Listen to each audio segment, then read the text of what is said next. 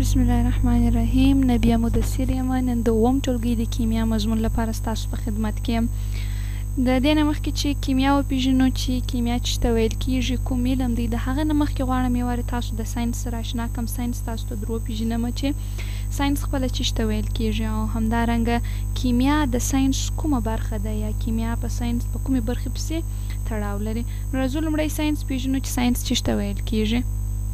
که چیرې موږ راسو اول ساینس ته، نو داسې ویلی سو چې ساینس خپله د علم د حاصلولو یا د پوهې د حاصلولو په معنا دی. یعنی که عموما د ساینس هغه تعریف ووایو، نو خپله ساینس هغه لغات یا هغه کلمه ده چې هغه د پوهې یا د علم د حاصلولو په معنا دی. ساینس چې دی هغه خپله په دوو علومو باندې د خپله ویشل سوی دی، یا دی د دوو علومو څخه بحث کوي چې په هغوی کې لومړنی علم چې دی د طبي علومو په نامه سره یادیږي، او همدارنګه دویم علم چې دی هغه د اجتماعي علومو په نامه سره یادیږي. همدارنګه که چیرې موږ راسو ساینس ته، نو په دې کې داسې ویلی سو چې اجتماعي علوم که چیرې لومړی موږ راسو، نو داسې ویلی سو چې اجتماعي علوم چې دی هغه عبارت د هغه علومو څخه دی چې هغه د انسانانو ترمنځ روابط تر څېړنې لاندې نیسي، یا د انسانانو ترمنځ روابط په اړه دی بحث کوي. خو که چیرې موږ راسو طبي علومو ته، نو طبي علوم داسې ویلی سو چې طبي علوم عبارت د هغه علومو څخه دي چې هغه طبي پیښې تر څېړنې لاندې نیسي، چې دغه علوم چې دي د خپله په ترتیب سره په دوو برخو باندې ویشل سوي دي، چې یو ته یې موږ او تاسو فزیکي علوم وایو، همدارنګه بل ته یې موږ او تاسو حیاتي علوم وایو. دلته په دې ځای کې حیاتي علوم چې دي هغه بیا خپله په دوو څانګو باندې ویشل کېږي.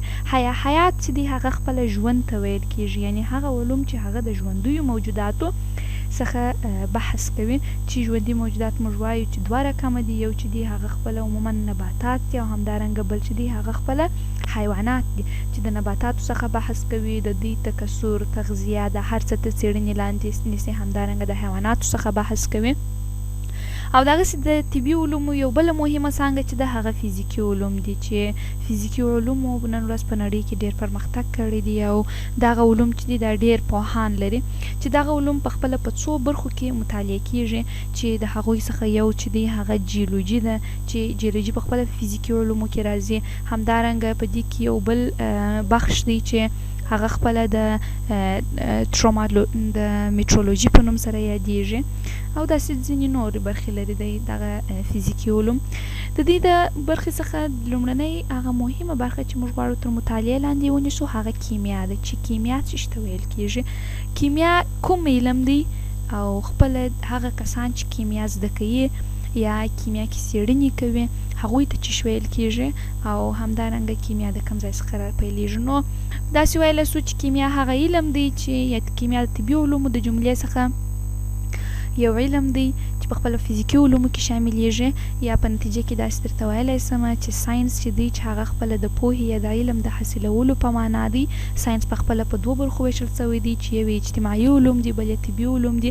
اجتماعي علوم چې دی هغه د انسانانو یا د ژوندي موجوداتو ترمنځ د روابطو څخه بحث کوي. ژوندي موجودات څخه مې هدف انسانان دي، یعنی د انسانانو ترمنځ د روابطو څخه دی بحث کوي. او طبي علوم چې دی هغه د طبي پیښو څخه بحث کوي، چې یا به چې په هغوی کې یو حیاتي علوم شاملېږي، بل فزیکي علوم پکې شاملېږي. فزیکي علوم چې دی هغه خپله د غیر حیه اجسامو څخه بحث کوي، د غیر حیه اجسامو حالت او څرنګوالی تر څېړنې لاندې نیسي، چې دی بیا په خپله کیمیا په دې کې شاملېږي، جیولوجي په دې کې شاملېږي، میټرولوژي په دې کې شاملېږي، همداسې ځینې نور علوم شته چې هغه ټول فزیکي علومو کې شاملېږي. د دې د جملې څخه زموږ او ستاسو هدف چې و هغه کیمیا وه، چې کیمیا وپېژنو چې د کومه ځایه څخه کیمیا اصل کې راپیلېږي، او دا خپله څه شي ده، یعنې دا خپله ټوله د دې هغه عمومي طبقه بندي سوله، یا د دې عمومي هغه ډله بندي سوله چې موږ وکړله، چې په دې کې موږ کیمیا ته ځان راورسوو. اوس راځو کیمیا زده کوو چې کیمیا خپله څه ته ویل کېږي، یا کیمیا کوم علم دی. نو کیمیا داسې ویلی سو چې لومړی کیمیا څه شي ده، یا کیمیا کوم علم ته ویل کېږي. نو د کیمیا دپاره داسې ویلی سو چې کیمیا هغه علم دی چې هغه د مادې یا د موادو تغییرات یا کیمیاوي تعاملات تر څېړنې لاندې نیسي. دا موږ او تاسو مخکې هم زده کړي وه چې ټول هغه مواد چې په طبیعت کې شتون لري هغه د مادې څخه جوړ شوي دي یا د کوچني ذراتو څخه جوړ شوي دي چې دغه کوچني ذرات د اټومونو په نوم سره یادېږي. اوس د دغې مادې هغه کیمیاوي حالتونه، کیمیاوي تغییرات چې په دې کې رامنځته کیږي یا په دې کې چې کوم کیمیاوي بدلونونه رامنځته کیږي، کیمیا هغه علم دی چې د هغو بدلونونو څخه بحث کوي. یا په لنډه توګه داسې ویلی سو چې کیمیا هغه علم دی چې په موادو کې د رامنځته سویو بدلونونو یا کیمیاوي تغییراتو یا کیمیاوي تعاملاتو څخه بحث کوي. کیمیادان څوک دی یا کیمیادان چاته ویل کیږي؟ هر هغه کس چې هغه د کیمیا پوه وي یا د کیمیا په اړه څېړنې کوي، هغه کس ته کیمیادان یا کیمیا پوه ورته ویل کیږي. یعنی هغه شخص چې د کیمیا په اړه څېړنې کوي یا د کیمیا علم تر مطالعې لاندې نیسي، هغه کس ته کیمیادان ویل کیږي. راځو د هغې څخه وروسته ماده زده کوو چې ماده څه ته ویل کیږي. موږ او تاسو دا زده کړله چې کیمیا هغه علم دی چې هغه خپله څه شي تر څېړنې لاندې نیسي، هغه د مادې ټوله تعاملات تر څېړنې لاندې نیسي چې په یو ماده کې کوم کیمیاوي تغییرات رامنځته کیږي، د هغې تعاملات یا بدلونونه په نظر کې نیسي. نو اوس راځو ماده پیژنو چې ماده خپله څه ته ویل کیږي. دې لپاره داسې وایو چې ماده چې ده هغه خپله موږ داسې ویلی سو چې ټوله هغه مواد چې هغه درلودونکي، ټوله هغه مواد چې هغه درلودونکي د حجم وي، ټول هغه مواد چې هغه درلودونکي د حجم او همدارنګه د کتلې وي، هغه خپله عبارت چې د چا څخه؟ د مادې څخه. معنا دا چې که چیرې تاسو داسې یو ماده ولیدله چې هغې حجم درلودلی، داسې کوم څه مو ولیده چې هغې کتله درلودله، بس دغه ته به له خپله څه ویل کېږي؟ ماده ورته ویل کېږي. معنا دا چې که چیرې مثلا د مثال په توګه سره زه داسې ووایم چې فور اگزامپل د مثال په ډول سره موږ یو بیکر لرو، په دې بیکر کې د مثال په توګه سره یوه تیږه یا یو ډبره پرته ده. دغه ډبره که چیرې موږ په نظر کې ونیسو، دغې ډبرې په دغه بیکر کې یو ځای اشغال کړی دی، یو ځای نیولی دی چې دغه ځای ته د دې څه ویل کېږي؟ حجم ویل کېږي.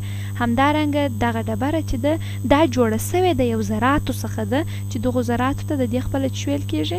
دغو ذراتو ته د دې خپله کتله ورته ویل کېږي یا دې ذراتو ته موږ د دې کتله وایو. اوس نو پوښتنه دا ده چې آیا دغه ډبره چې ده دا اوس خپله ماده ده که نه ده؟ نو چې دا خپله دوه قوانین په ځان کې مراعتوي چې هغه یو د حجم دی بل د کتلې دی، چې هم درلودونکی د حجم ده او هم درلودونکی د کتلې ده، نو موږ داسې ویلی سو چې دا خپله څه شي ده؟ ماده ده. نو په لنډه توګه سره داسې درته ویلی سمه چې هر هغه شی چې په طبیعت کې خپل ځان ته حجم ولري او همدارنګه درلودونکی د یو کتلې وي، بس دغه عبارت د مادې څخه دی. یعنی ماده هر هغه شی چې حجم ولري او کتله ولري، هغه ته ماده ویل کېږي. اوس خپله حجم څه ته ویل کېږي؟ موږ داسې وایو چې حجم د اجسامو په واسطه سره اشغال سوي ځای ته حجم ویل کېږي. په دغه بیکر کې دلته دا ډبرې چې څومره ځای نیولی و، دغه ته د ډبرې حجم ویل کېږي. او دغه ډبره چې جوړه سوې د کومو ذراتو څخه ده، دغو ذراتو ته بره د دې مادې څه ویل کېږي؟ دې ذراتو ته بیا د مادې کتله ویل کېږي. نو کله چې یوې مادې یا یو موادو یا یو شي هم حجم ودرلودی هم یې کتله ودرلوده، بس دوی ته ماده ویل کېږي. او خپله کتله څه ته ویل کېږي؟ کتله موږ په ځینو ځایو کې دې ته وزن هم ویل کېږي، خو په اصل کې وزن او کتله یو د بل څخه توپیر لري. کتله چې ده هغه د خپله د یو مادې جوړ سوي ذرات دي یا هغه ذرات چې یو ماده د هغه څخه جوړه سوي د هغوی ټولو مجموعې ته کتله ویل کېږي. نو په لنډه توګه سره داسې ویلی سو چې ماده چې ده هغه خپله ټول هغه مواد چې په طبیعت کې ځای نیولی وي او همدارنګه درلودونکي د یو کتلې وي، هغه ټوله عبارت د مادې څخه دي. دا خپله د مادې هغه عمومي تعریف سو. په طبیعت کې ټوله مواد جوړ سوي د مادې څخه دي او ټوله مواد جوړ سوي د کوچني ذراتو څخه دي چې دغه ذرات خپله د اټوم په نوم سره یادیږي. یعنې زموږ او ستاسو په طبیعت کې چې کوم څه شیان موږ وینو، ټولو ته ماده ویل کېږي. او دغه ماده چې ده دا بیا ټوله د ډېرې کوچنیو د نهایت کوچنیو ذراتو څخه جوړ سوي دي چې دغه ذرات بیا خپله د اټومونو په نوم سره یادیږي، چې انشاءالله په راتلونکي درسونو کې موږ او تاسو اټوم وپېژنو چې اټوم څه ته ویل کېږي او اټوم خپله څه شی دی. نو په لنډه توګه سره د نن ورځې درس درته وایم. په اول سر کې موږ او تاسو ساینس وپېژنئ چې ساینس څه ته ویل کېږي. بیا مو داسې وویله چې ساینس چې دی هغه خپله په دوو علومو باندې ویشل سوی دی چې یو ته خپله طبیعي علوم ویل کېږي چې طبیعي علوم څه شي دي، همدارنګه بل ته یې خپله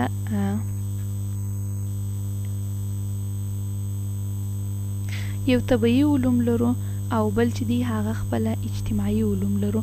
طبیعي علوم وویله چې اجتماعي علوم هغه علوم دي چې هغه خپله د چیز څخه بحث کوي، د انسانانو ترمنځ د روابطو څخه بحث کوي. همدارنګه اجتماعي علوم داسې تعریفوو چې طبیعي علوم، البته طبیعي علوم عبارت د هغه علومو څخه دي چې هغه د طبیعت پیښې څېړي. بیا مو داسې وویله چې طبیعي علوم چې دي هغه خپله په دوه غټو غټو څانګو ویشل سوي دي چې یوې ته یې فزیکي علوم ویل کیږي، همدارنګه بل ته یې حیاتي علوم ویل کیږي. فزیکي علوم مو بیا وویله چې فزیکي علوم بیا په دوه برخو ویشل سوي دي چې یوه ته یې په دوه برخو نه، البته فزیکي علوم موږ داسې وویله چې هغه د غیر حیا اجسامو، فزیکي علوم د غیر حیا اجسامو څرنګوالی او همدارنګه د هغوی حالت موږ ته څېړي چې دا په ډېرو علومو کې مطالعه کیږي چې د هغوی څخه یو چې دی هغه خپله د کیمیا علم دی.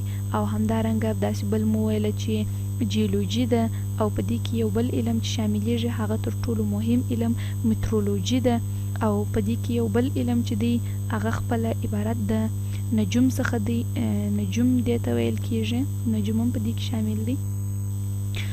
نو کیمیا ته ځان راورسوئ چې کیمیا چې ده هغه د ساینس هغه برخه ده چې په طبي علومو کې شاملیږي، او طبي علومو کې بیا هغه برخه ده چې فزیکي علومو کې شاملیږي. او کیمیا خپله څه شي ده؟ کیمیا مو وپېژندله چې کیمیا چې ده هغه د مادې یا د موادو د کیمیاوي تعاملاتو، کیمیاوي تغییراتو یا کیمیاوي بدلونونو څخه بحث کوي. بیا مو ماده وپېژنده چې ماده څه ته ویل کېږي. موږ ویل هر هغه شی چې هغه خپل ځان ته حجم ولري او کتله ولري هغه عبارت دی د مادې څخه. یعنی که چیرې حجم او کتله یو جسم ولري دغه ته خپله ماده ویل کېږي. او ټوله مواد چې دي د کوچني کوچني ذراتو څخه جوړ سوي دي، نهایت کوچني ذراتو څخه ویشل جوړ سوي دي چې دغه ذرات اټومونو په نوم سره یادېږي. دا چې په خپله اټوم څه شي دی یا اټوم څه شي ته ویل کېږي، دغه به په راتلونکي درس کې موږ او تاسو انشاءالله وپېژنو چې اټوم څه شي ته ویل کېږي. همدارنګه موږ په راتلونکي درسونو کې دا زده کړو د خیره چې اټوم درلودونکی د کومو اجزاو دی، همداسې به دا به زده کړو چې ماده خپله درلودونکی د کومو حالتونو ده، ماده خپله څه شي ده، موږ ماده څنګه مطالعه کولی سو. انشاءالله په راتلونکي درسونو کې به دا هر څه موږ زده کړو. نو که چیرې کومه پوښتنه لرئ انشاءالله په راتلونکي درسو کې حلیږي ستاسو پوښتنې. موږ ستاسو د راتلونکي ورځې درس دی چې آیا هوا ماده ده که نه ده، آیا هوا درلودونکې د حجم یا د کتلې ده او که نه ده. ډېره مننه ستاسو د توجه څخه. تر بیا چې زه ستاسو په خدمت کې حاضرېږم. ښه ورځ، ښه وخت، ښې چارې.